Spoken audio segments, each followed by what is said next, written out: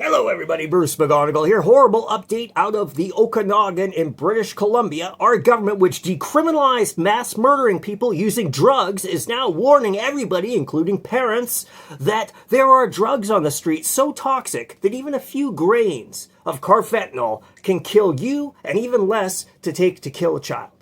That's where we're at here in the Okanagan, thanks to the Liberal government in Ottawa and the BC NDP. I want to ask every single one of you right now, why is it not a 10-year sentence minimum for each and every single pill found by a drug pusher or in a drug lab that contains carfentanil?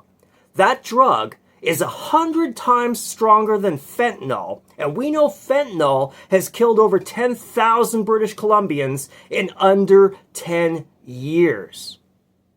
Folks, it's mass murder legalized. I am furious about this. Literally, I'm trying not to swear. I'm so pissed off, right? We have summer vacation. I was just downtown in our community, and it's full of young kids walking around trying to have a good time. Now, you've got drug dealers, you got all kinds of problems like that, and these children will not even stand a chance against this stuff, because they don't even understand how lethal it is. And that's why so many kids are dying. Our government turned around and said, oh, the best way to handle this is to enable kids to do hard drugs, but on the taxpayer dime, called safe supply. So the government flooded our streets with these super, super addictive drugs, and yet the government, instead of going after people selling lethal drugs, allows them to do it. And I'm going to explain why. That's because our government is not only purchasing safe supply from Big Pharma, they're also buying naloxone in huge numbers from Big Pharma. So the biggest lobby right now in British Columbia is by far Big Pharma. And if they're killing kids or getting kids hooked on drugs, the government says, no problem, just keep it flowing, because government insiders are literally now the drug dealers. They have taken over, folks. And that's why all of these thousands of deaths every year in British Columbia, which didn't happen before we got the woke BC NDP and Liberal government federally, didn't happen before that. They're all dying and the government's turning a blind eye. We have 12% of the Canadian population in British Columbia, and yet we have 31% of the overdose deaths. Ontario has over 200% more people than British Columbia, and yet we have almost the exact same number of people dying from overdose.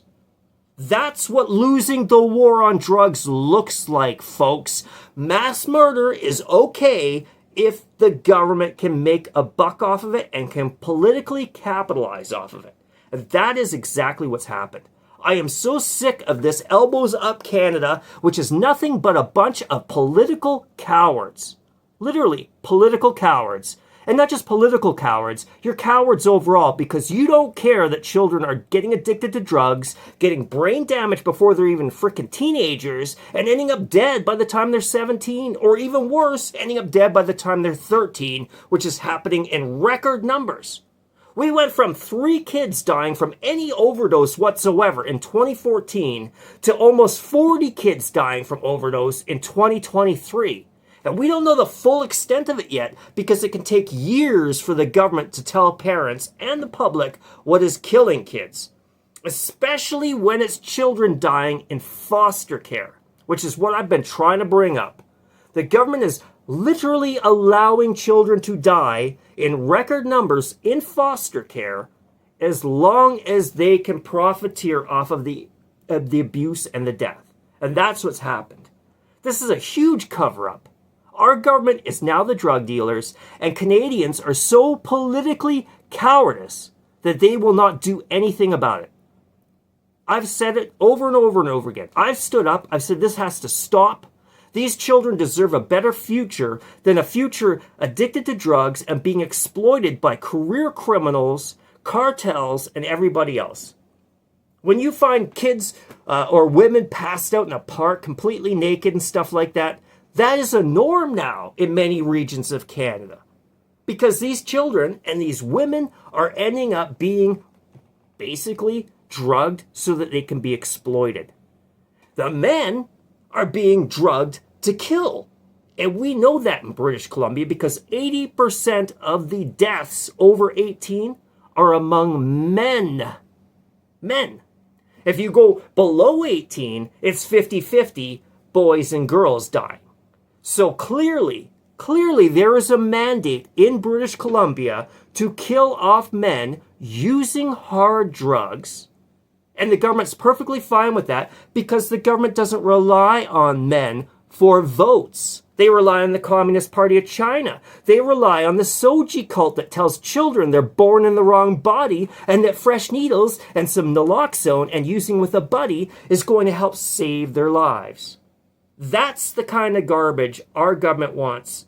That's the kind of garbage our government relies on.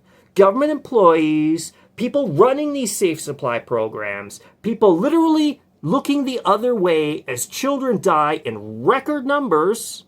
Okay, it's the number one killer of kids between the age of 10 and 18 is overdose. It used to not even register because we would not allow it as a society.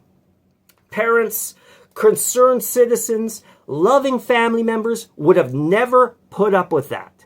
So what has changed in this province and in this country that we would abandon our own next generation simply so a bunch of scumbag politicians, mass murdering politicians, can turn around and get reelected and run more drug programs that make them rich? David Eby does not live in the downtown east side. David Eby does not live in old Nanaimo. David Eby lives in West Point Grey in one of the richest, nicest, most heavily secure regions of British Columbia and Canada. These people have private security. I know David Eby himself had tons of RCMP looking after him, his own private security detail, while everybody else is left to fend for themselves. Listen to this, folks. They're finding 1.2% of the drugs on the streets have carfentanil. So 1 in 100 pills is likely to kill, okay? Then they have this other thing, it's called fluorofentanyl, and that's twice as strong as fentanyl. So fentanyl itself was killing people.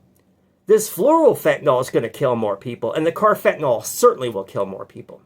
And you can bet the vast majority of those people dead will be men, working age men. Why is that legal? Why is it legal to have carfentanil? It should be one of the most serious crimes on the planet to be selling this garbage that was never designed for human consumption. That's the facts, folks. I am so sick of the cowards in Canada who will throw children under the bus and throw people of British Columbia under the bus if it means they can run around going, oh, look, men get pregnant, and oh, injection sites save lives. We already know from my videos that I've made about Nanaimo that the injection site they put beside City Hall is so bad and it's dragged down the community, which is already struggling so badly that the mayor himself fears for the safety of his staff and the property of City Hall, which should tell you everything. And this is what I keep pointing out. They would protect themselves, but not the community.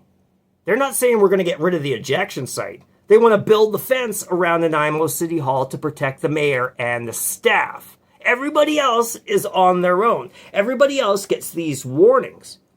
Now, you say, oh, well, I don't care if somebody does drugs and they die. That's on them. Well, what's to stop people from slipping these drugs into somebody's drink at a bar, which happens?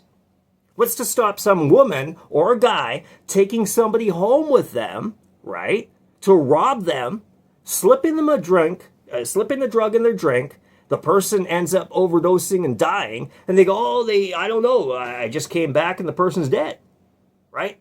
See what I mean? Legalized mass murder. When thousands of people are dying every single month in our province, and yet in Quebec, you're talking like 500 people are dying, and Quebec has twice our population, you know this is a targeted attack on the people of British Columbia, especially the men. Smarten the hell up, Canada. I am getting so sick of making these videos. You all need to grow a pair of whatever kind of balls you can and start standing up for this stuff.